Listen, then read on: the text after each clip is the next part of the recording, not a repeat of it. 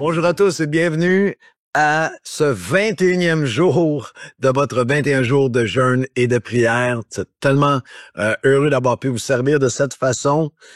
Toute l'équipe des coms se joint à moi pour vous dire un wow pour les milliers d'entre vous qui êtes fidèles et qui marchez, qui faites ce 21 jours avec nous de tous nos cœurs dans la simplicité. Au niveau de la production, c'est très très simple, mais on y a mis tout notre cœur, toute notre passion. Moi, j'ai mis tout ce que je pouvais m'essayer de déverser en vous pour vous aider à avoir un début d'année dans la prière qui est dynamique et qui vous amène plus loin avec Dieu. Nous espérons que c'est une bénédiction pour vous, que ces 21 capsules ont une bénédiction. Continuez à les partager.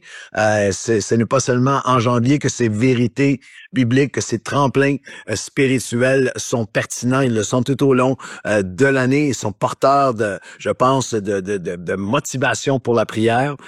Et je vous rappelle de continuer à visiter prière.nouvellevie.com. On a du matériel nouveau qu'on met tout au long de l'année pour vous équiper, vous outiller, vous motiver dans la prière. Et nous concluons aujourd'hui avec la deuxième partie dans Ésaïe chapitre 58 de ce que j'appelle le jeûne qui ouvre le ciel. Le jeûne qui ouvre le ciel, c'est un jeûne de vie pour nous, c'est le fondement de l'Église Nouvelle-Vie. En fait, c'est le premier message que j'ai prêché le 8 août 1993, lorsqu'on a réuni les gens devant nous pour la première fois, le petit groupe qui était là. Voici maintenant le premier message de l'Église Nouvelle-Vie. J'ai fait une série de messages sur Ésaïe 58, sur ce texte qui est tellement puissant. Bien sûr, c'est une capsule ici ce chapitre d'Ésaïe, c'est un cours de 3 heures que je donne à l'Institut de théologie pour la francophonie, par exemple, dans toutes sortes de contextes, dans des conférences de pasteurs à travers le monde, vraiment. Mais là, juste en 2 capsules, nous regardons ensemble à ce que nous appelons, parce que c'est dans le jeûne de la prière, et c'est un chapitre sur le vrai jeûne, sur le jeûne que Dieu aime, que Dieu désire, où Dieu fait un contraste entre le jeûne dans lequel il ne prend pas plaisir et le jeûne dans lequel il prend plaisir. Le jeûne où le ciel ne s'ouvre pas et le jeûne où le ciel va s'ouvrir. On a vu ensemble qu'il y a un avertissement. Le chapitre commence avec un avertissement sur le jeûne et la prière. Voici le jeûne dans lequel je ne prends pas plaisir. C'est un jeûne qui était légaliste, qui était froid, où il y avait querelle, division et où il n'y a aucun cœur pour les gens à l'extérieur, pour ceux qui ont besoin de Dieu. C'est même un jeûne où ils abusaient des personnes, où ils négligeaient et abusaient des serviteurs, des esclaves qu'on appelle dans certaines versions les mercenaires. C'est des personnes qui étaient engagées les plus démunies de la société et ils en abusaient, ils en profitaient, ils les ignoraient, ils les traitaient durement et ils se retournaient, ils commençaient à jeûner et à prier, à crier à Dieu pour des grandes bénédictions. Et Dieu dit, ce jeûne-là, je n'y prends pas plaisir. Le jeûne dans la division, dans le déchirement, qui est centré sur soi dans l'Église et où l'Église est un lieu de pouvoir, de lutte de pouvoir, de déchirement et de division. Pas de bénédiction. Le ciel est fermé, mais voici l'appel et l'application qui ouvre le ciel. Voici le jeûne à lequel je prends plaisir. Au verset 6 d'Ésaïe 58, vous allez détacher les chaînes de la méchanceté, libérer les opprimés de toutes les formes de captivité. Verset 7, vous allez partager votre pain, ton pain, les ressources que tu as avec celui qui a faim, fais entrer dans ta maison celui qui est sans abri, et si tu vois un homme nu, couvre-le. Et là, on a tout de suite l'application qui est là, c'est dans ta vie de tous les jours. Alors, le ciel va s'ouvrir. Alors, ta lumière va poindre. Alors, tu vas prier et Dieu va dire, me voici. Alors, avec le jeûne et la prière et l'action de miséricorde, le mishpat, qui est l'action de miséricorde, qui est le chesed, la motivation du cœur de Dieu à travers nous. C'est quelque chose que j'enseigne qui est une de nos 7 valeurs de l'Église Nouvelle-Vie, 7 fondements de l'Église Nouvelle-Vie. Le Proverbe 31:8, ouvre ta bouche pour celui qui n'a pas de voix, pour la cause des sans défense, des délaissés, des abandonnés. Ouvre ta bouche pour la cause de ceux que personne ne défend. Et c'est ce que Dieu appelle l'Église chrétienne à être. Chaque croyant à être quelqu'un qui est à la défense de ceux qui sont sans défense. C'est pourquoi Jacques dira, là on parle de l'Ancien Testament, et on me dit, il m'est arrivé au fil des années d'enseigner sur les 58 et que des gens disent, ça c'est Ancien Testament, on est maintenant sous la grâce. Mais sous la grâce, l'apôtre Jacques dira dans Jacques 2, 14, 17, « Mes frères, que sert-il à quelqu'un de dire qu'il a la foi s'il n'a pas les œuvres? La foi peut-elle le sauver? Si un frère ou une sœur sont nus et manquent de nourriture chaque jour et que l'un d'entre vous dise, « Allez, va en paix, va te chauffer, va te rassasier, et que vous ne leur donniez pas ce qui est nécessaire au corps, à quoi cela sert-il? Il en est de même de la foi, si elle n'a pas les œuvres, elle est morte. C'est une analogie que Jacques fait, mais qui est juste absolue et fondamentale de vérité. Le vrai Chesed, le cœur de miséricorde, la vraie foi se manifeste par des actions de miséricorde. Le psaume 146 dit, Dieu fait justice aux opprimés. Psaume 146, 7 à 9. Il donne du pain aux affamés. Il délivre les captifs. Il ouvre les yeux des aveugles. Il redresse ceux qui sont courbés. Dieu aime les justes qui pratiquent la justice. Il protégera les immigrants. Il soutient l'orphelin et la veuve. Il renverse la voie des méchants. Alors la question est, comment Dieu fait-il ça de façon tangible en 2025? Il le fait à travers nous.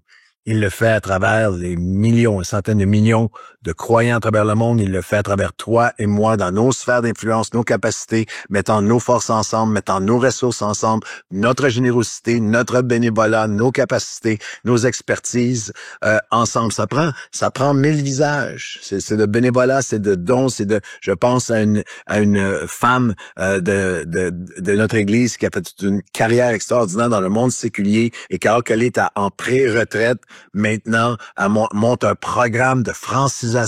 Elle monte un programme de francisation où des immigrants qui arrivent, elle donne du temps pour les aider alors qu'il y a des mois et des mois d'attente pour les programmes officiaux de francisation. C'est 1000 facettes. Je pense à tous ces bénévoles qui préparent avec amour des repas chaque semaine avec l'organisme Un cœur pour les autres et qui vont directement Parc Émilie-Gamelin, semaine après semaine, depuis plusieurs décennies, aller nourrir, vêtir des personnes dans la rue. C'est des équipes, des gens de Nouvelle Vie qui partent plusieurs fois tout au long de l'année dans des équipes vers des territoires des Premières Nations, des territoires autochtones, des équipes de construction, des équipes d'aide, des équipes de retour à l'école, des équipes de Noël, toutes sortes d'équipes. Et ici au Québec, au Canada, en mission dans différentes nations, ça prend toutes sortes de formes à travers de soutien, de partenaires, organismes comme Action Nouvelle Vie que nous avons aidé à fonder, Banque alimentaire et toutes sortes d'autres programmes possibles. C'est un appel et une application où, pour prendre les mots exacts d'Ésaïe 58,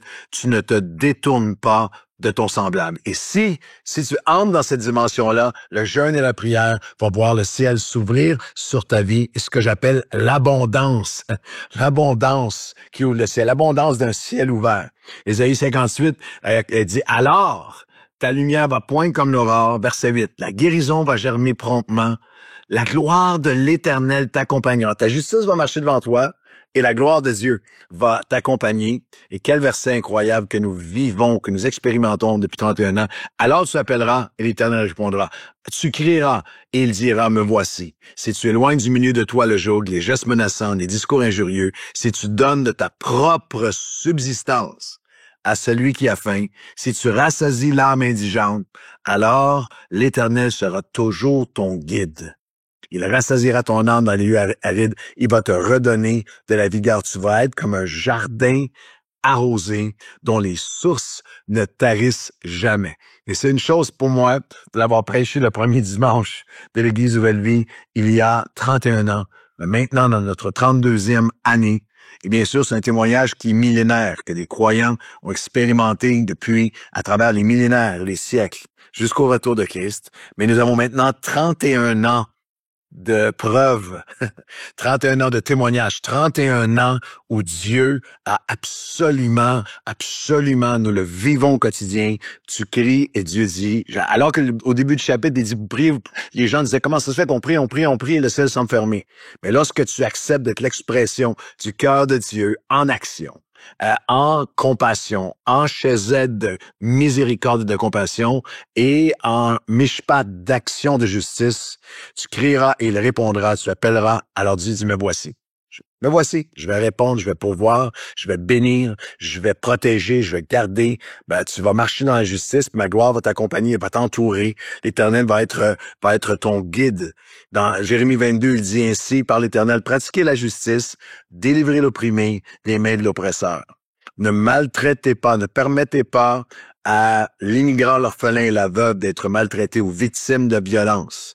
Car si vous agissez selon cette parole, les rois assis sur le trône de David entreront par les portes de cette maison dans la fidélité. Ils entreront sur leurs chars, sur leurs chevaux avec leurs serviteurs. Un portrait de protection, de prospérité, de paix, de protection, de couverture.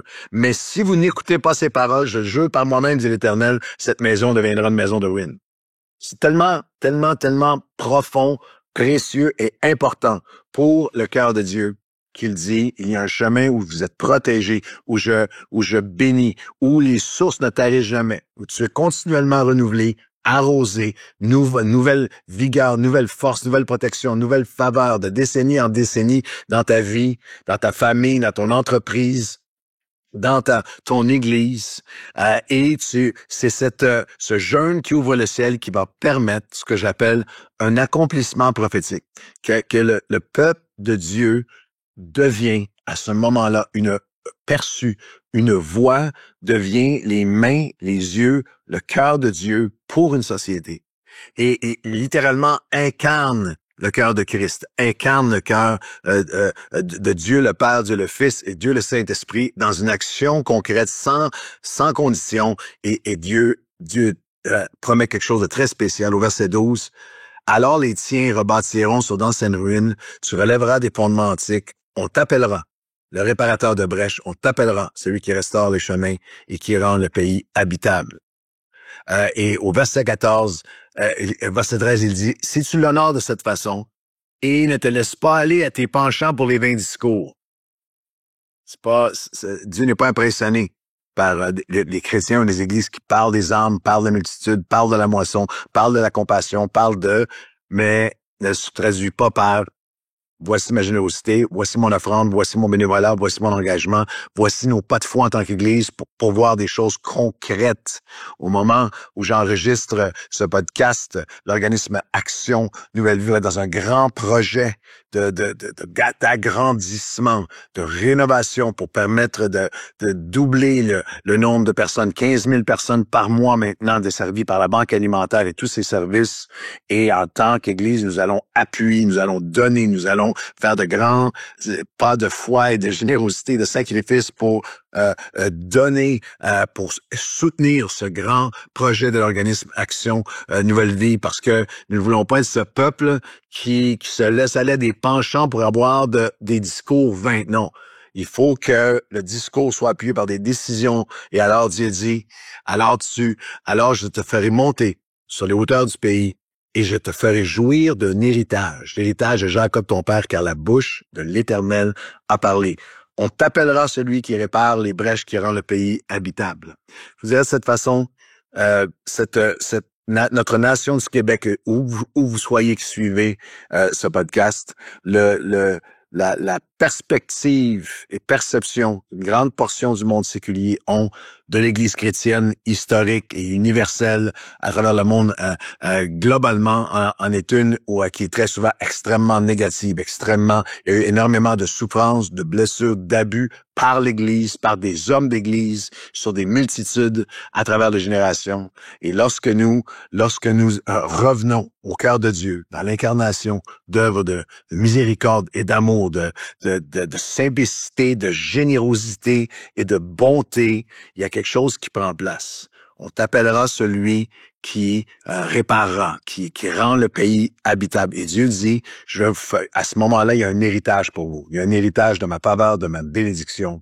Je n'oublierai jamais le directeur de toute une région complète ici sur la rive sud de Montréal qu'on appelle la Montérégie, dans laquelle l'Église Nouvelle-Vie, l'organisme Action Nouvelle-Vie, nous sommes localisés, est localisé.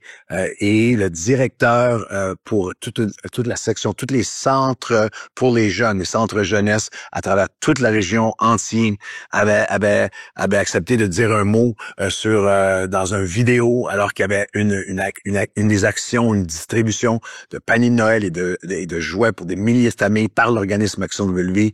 Et il avait dit ces mots pour des milliers de familles, des milliers d'enfants sur une vidéo que nous avons, pour des milliers d'enfants, pour des milliers de familles sur la rive sud et dans une grande région, l'espoir a un nom, Nouvelle Vie. Et lorsque j'avais vu ces vidéos, j'avais été saisi par ces mots d'Ésaïe 58. On t'appellera celui qui rend le pays habitable, celui qui donne à manger à ceux qui ont faim, celui qui couvre, celui qui est nu, celui qui restaure des brèches, les gens qui ont eu des brèches dans leur vie, ont eu des brèches d'injustice dans leur vie, et on t'appellera celui qui rend le pays. Et Dieu dit, ma bouche a parlé, l'Éternel, la bouche de l'Éternel a parlé, et je fais cette promesse que le ciel va s'ouvrir sur vous si vous faites cet alliage de jeûne et de prière avec le jeûne auquel il prend plaisir, un jeûne de miséricorde et d'engagement. Alors Seigneur, merci pour ces 21 jours. Merci pour chaque vérité et que celle-ci vienne brûler dans nos cœurs. Je prie pour chaque personne qui ont visionné ces capsules, que ça ne soit pas seulement un engagement de début d'année. Je te remercie pour leur cœur de vouloir aller plus loin en prière avec toi. Nous entendons, nous aussi nous disons comme les disciples, enseigne-nous comment prier. Et je prie bien humblement que ces capsules ont pu être une bénédiction, on peut être un encouragement, on peut être un tremplin pour ranimer un feu de prière dans les cœurs.